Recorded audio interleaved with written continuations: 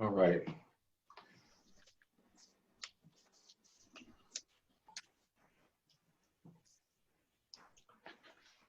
Sorry for the issues. Had a little delay because of another meeting that was in session, of course. And the council won't allow you to have multiple meetings going. Learning as we go. Learning as we go. Here now. Are you ready, Rashad? Yes, sir. Okay. Greetings, everyone. I don't know if Mrs. Blackwood has gotten on or not. I know she had some issues earlier. We'll proceed forward. This is the June 1st meeting, 2020, Board of Adjustments, meeting at 7 o'clock. We are meeting remotely as allowed by Section 551.127 of the Texas Government Code.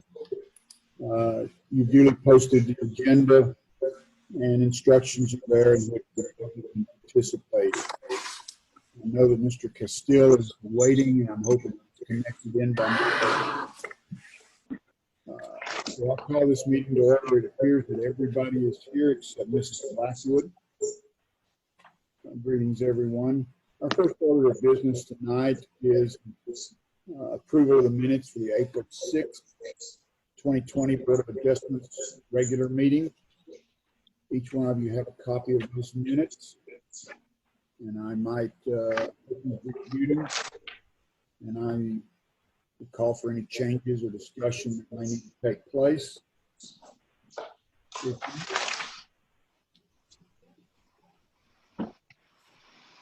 Hearing none, I'll call for a motion to approve the minutes of the April 6, 2020 Board of Adjustments regular meeting.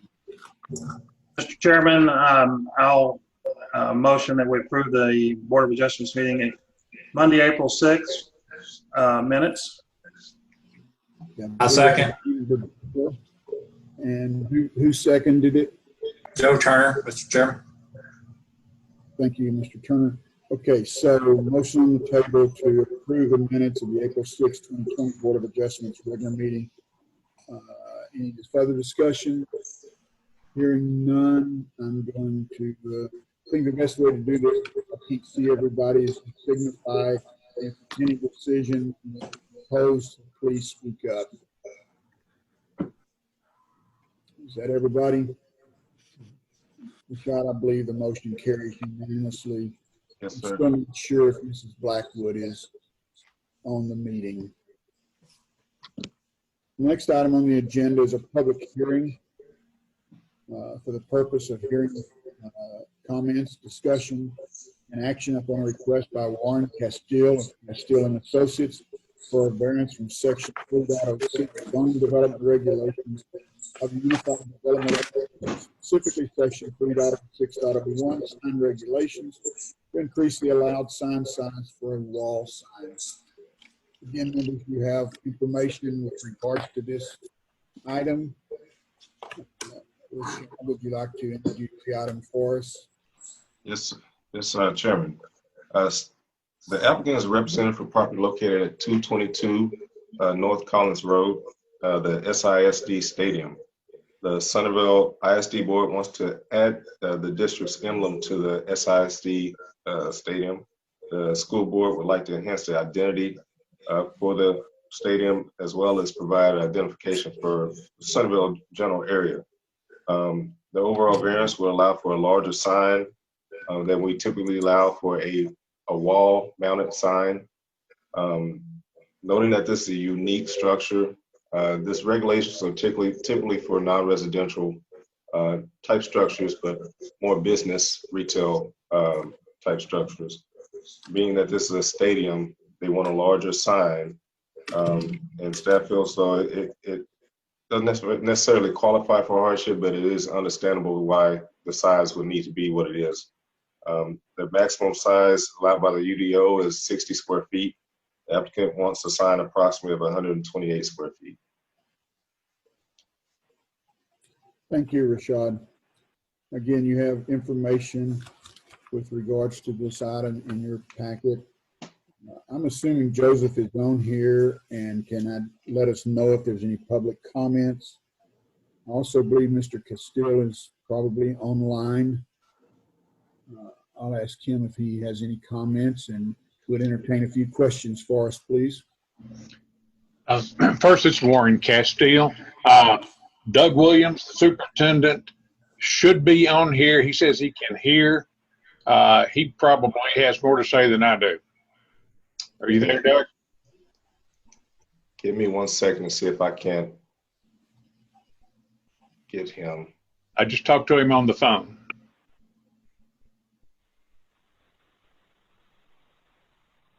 Okay.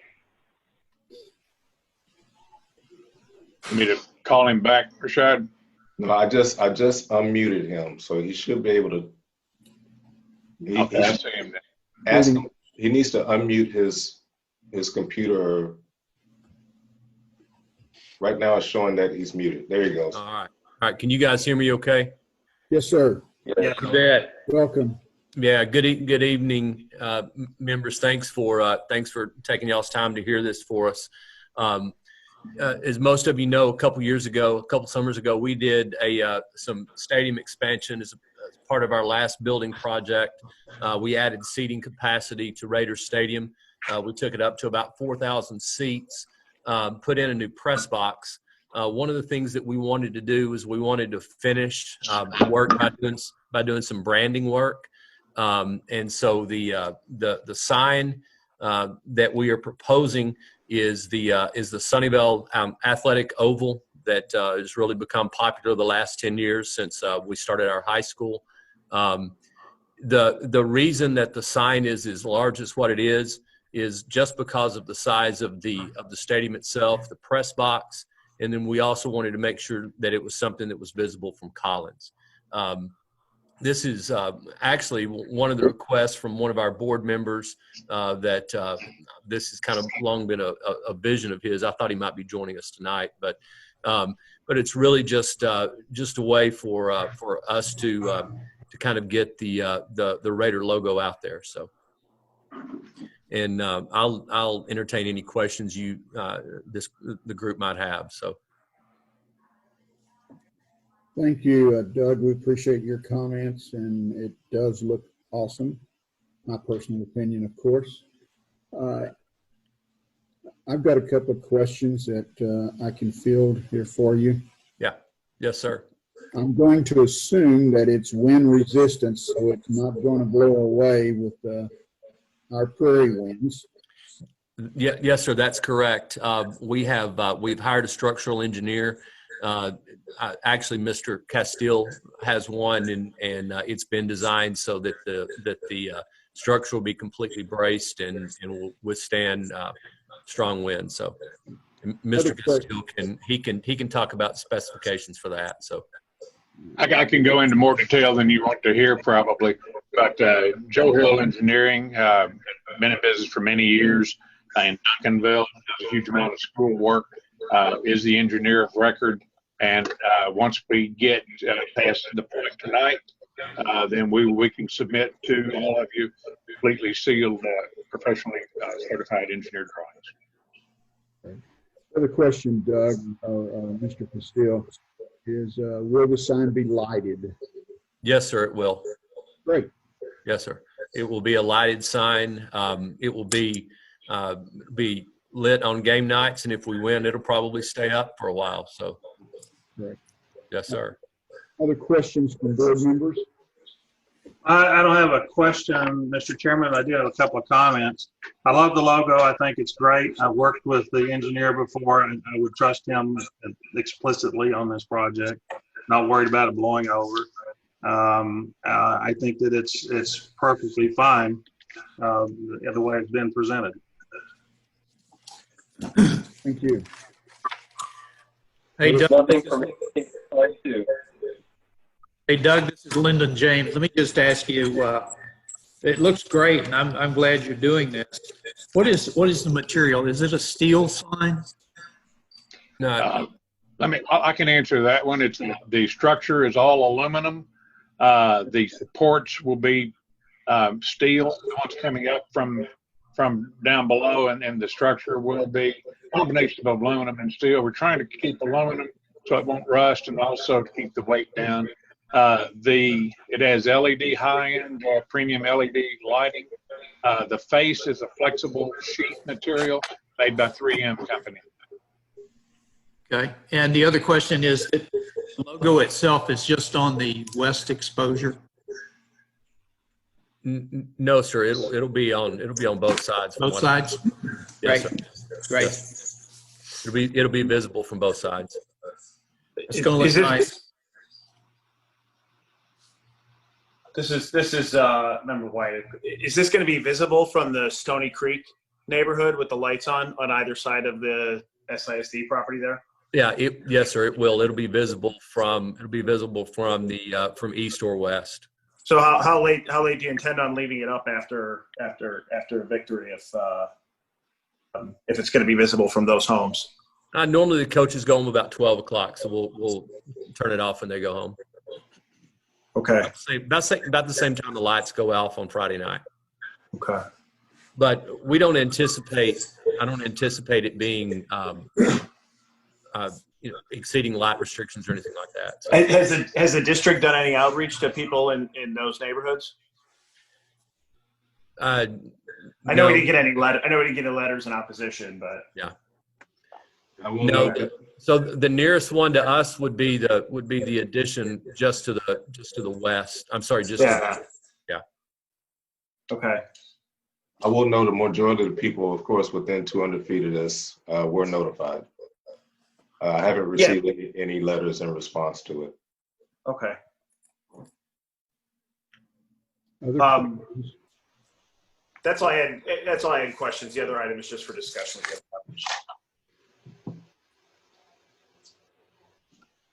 Rashad, do you see any public comment? No, I do not. Okay.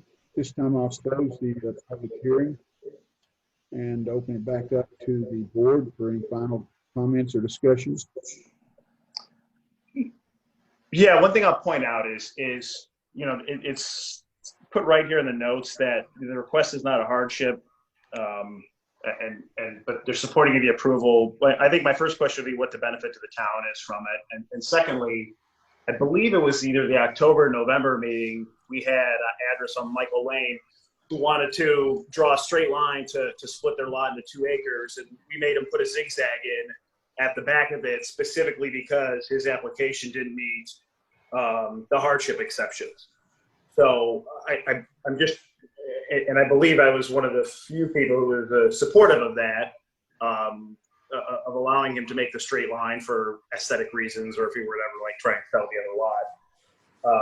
I'm just wondering what the difference is if we're going to crack down on that just for consistency as a committee. If we're going to crack down on that for not meeting the hardship exception and have him add that 0.6 of an acre to the corner of his lot in an odd way versus just kind of pushing this through, even though it clearly doesn't meet any of the exceptions. I understand the ordinance may not be crafted for it, but that's not the guidelines that we've followed in the past. Like it should be a process of having to go through and adapt the ordinance to it, as challenging as that may be, rather than just having the one resident be shot down for a hardship exception and pushing this through. Well, actually, at that meeting, he did get it pushed through. It was just a minor change to bring him into compliance rather than, a total rejection of that. That was my only complaint at that meeting, and because I was for that variance from the get-go. I just made the recommendation that with a small change on the back of the property, it could come into compliance, which is what we want to do. That's the reason the UDO was written. I'm not in favor of the UDO signage language, and I sat on the board that at the time we reviewed it and created it. I think the 10% or the 60 square feet is way too small and doesn't apply to something like this. So Yeah, understood. it's this is a catch-22 situation. No, well, I don't think it is, but I thought the reason we made it come into compliance, right? The reason we made it come into compliance is because non-compliance didn't meet the hardship that we did approve it, but we made him change it from his original plan. Yeah, but basically my point is they could come into compliance with a very little change, and they were able to come into compliance with a minor change that affected no one. Because the same owner had both properties. It was just a matter of how you draw the line. Yeah, so this That's will obviously the only difference. Yeah, well, this sign would obviously affect some people, correct?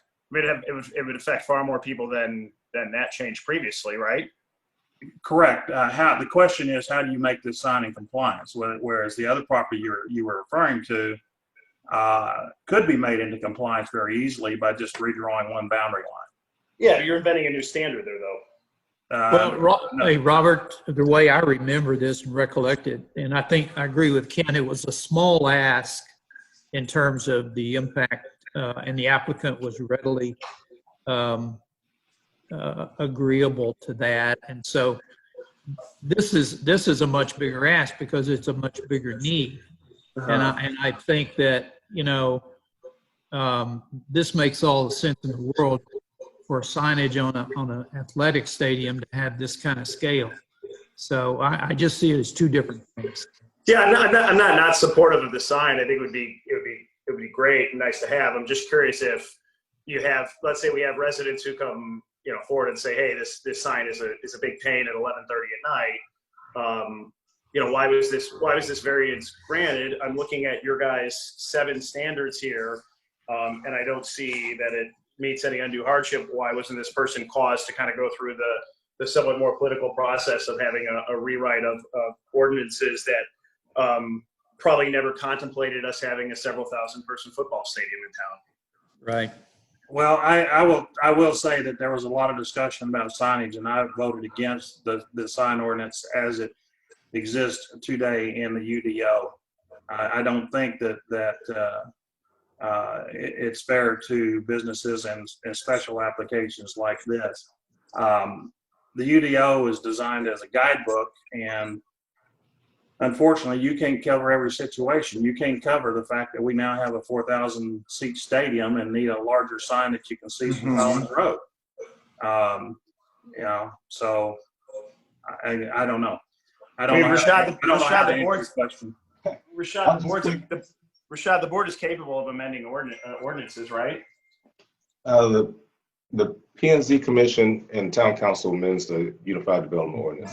I will say that you're kind of pinning the lot condition situation, the variance against this, which are 2 separate scenarios, 2 separate issues. With regard to variances, you kind of review by each situation.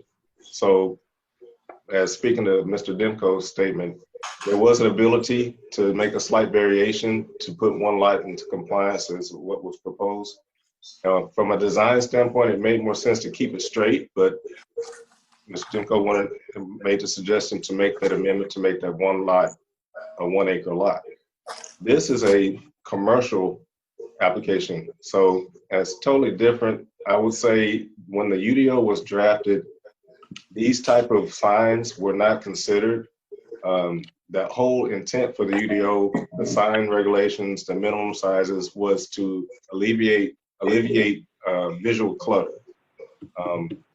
You'd be surprised how many signs business owners want to put out.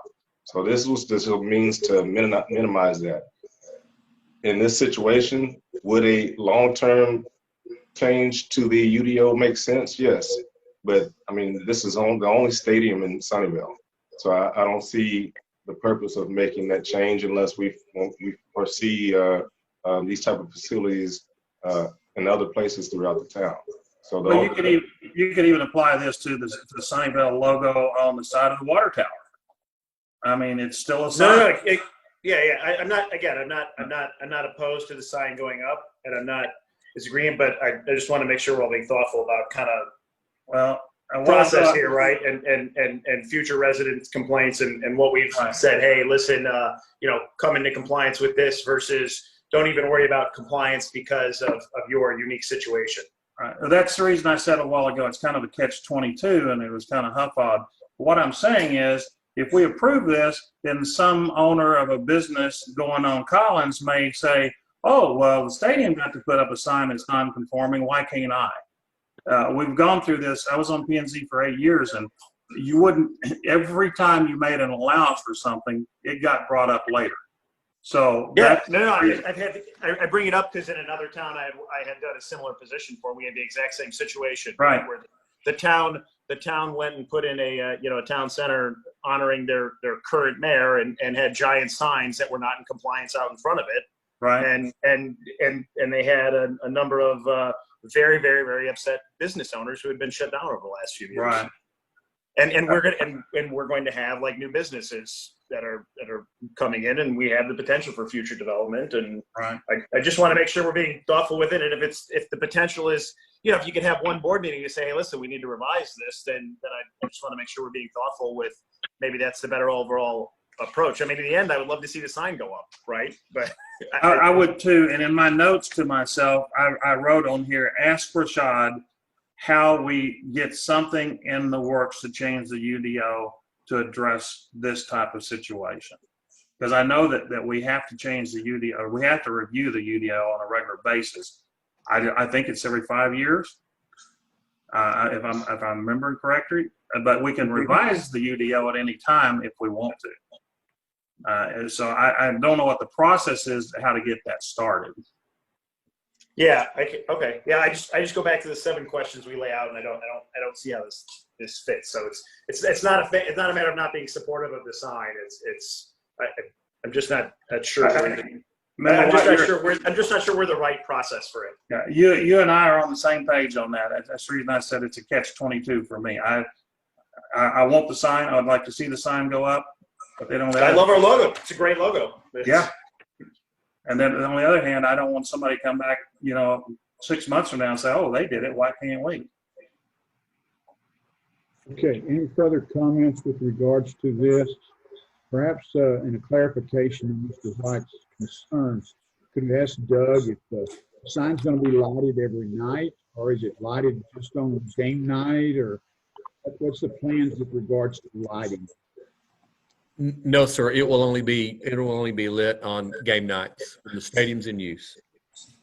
Do we have anything that just going back to future complaint a business owner resident would have? Do we have anything in place that governs that? Or I think Doug Williams is an incredibly trustworthy person, an excellent superintendent, but someone gets up because they want to have it up as a memorial to something, or honoring homecoming week or something like that.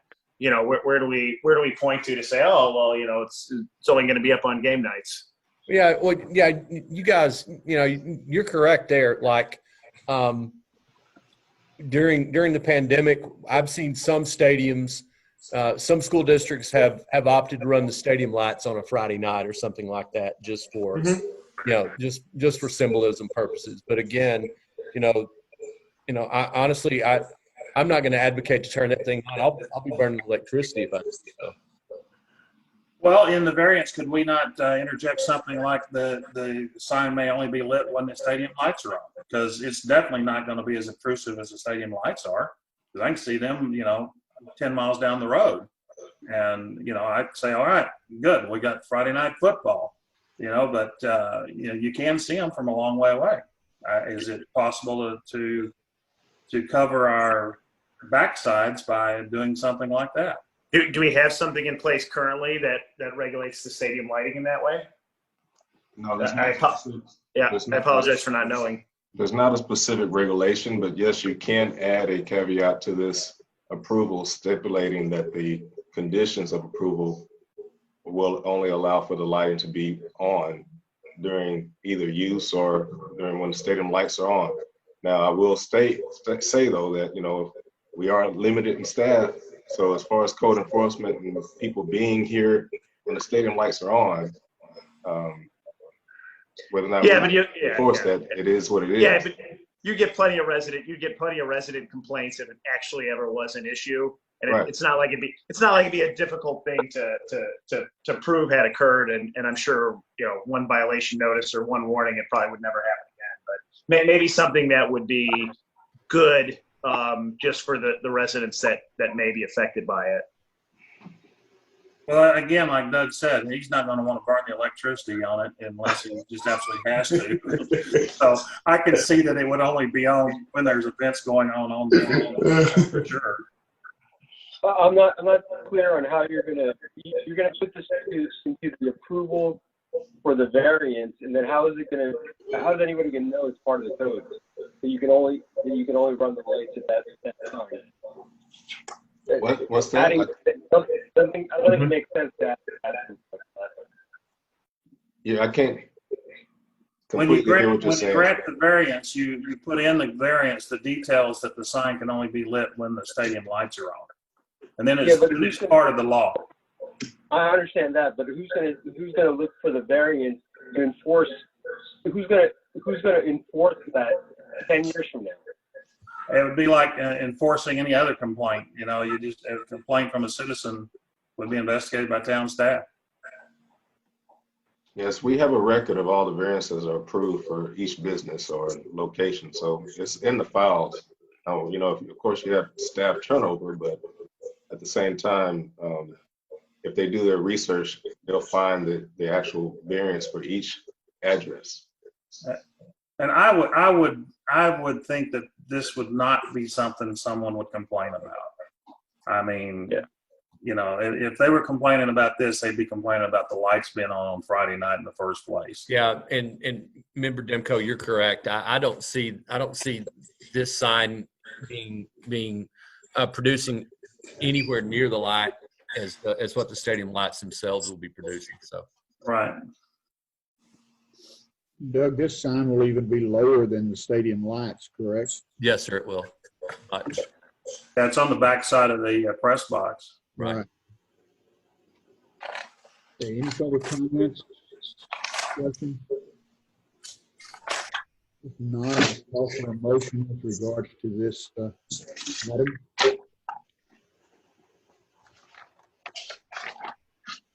Sorry, what was that, Chairman Wade?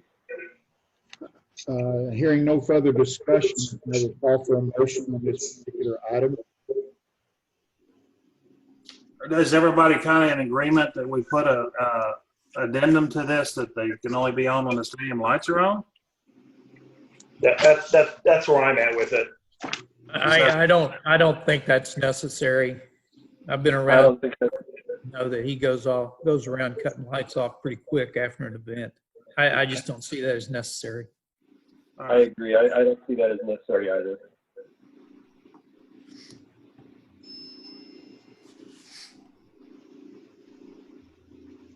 Well, if nobody else will, I'll jump out there. Mr. Chairman, I'll make a motion that the one item on our agenda for June the 1st meeting of the Board of Adjustments for a variance regarding the sign on the football stadium be approved. Motion made by Member Demko. Second, please. Second by James. Thank you. We have a motion and a second on this motion to approve to increase the allowed sign size for a wall sign on the Sunnyvale Stadium. Any further discussion? Hearing none, all those in favor, so signify. Maybe we can raise our hand. I'm seeing everybody now. Any opposition? I see none, and I fail to recognize that Mrs. Blackwood is here with us now. Just me. I'm sorry, excuse me, was there an opposition? Just me, Jim. Okay, thank you. So the record vote is 6-4 with Member White opposing the motion. The motion carries. That, folks, concludes our meeting agenda for tonight. We hope that by the time we meet next, we can do it corporately in the council chambers. And I look forward to that. No motion to adjourn, please. Make a motion to adjourn. Motion by Mrs. Blackwood, A second. second by Member White. All those in favor, so signify. And that's all of us. Thank you. Good night. Thank you, Doug. Thank you, Warren, for your Yeah, assistance. thanks everyone for staying on. Thank you so much. Appreciate it. Thank you, Rashad, staff. Thanks.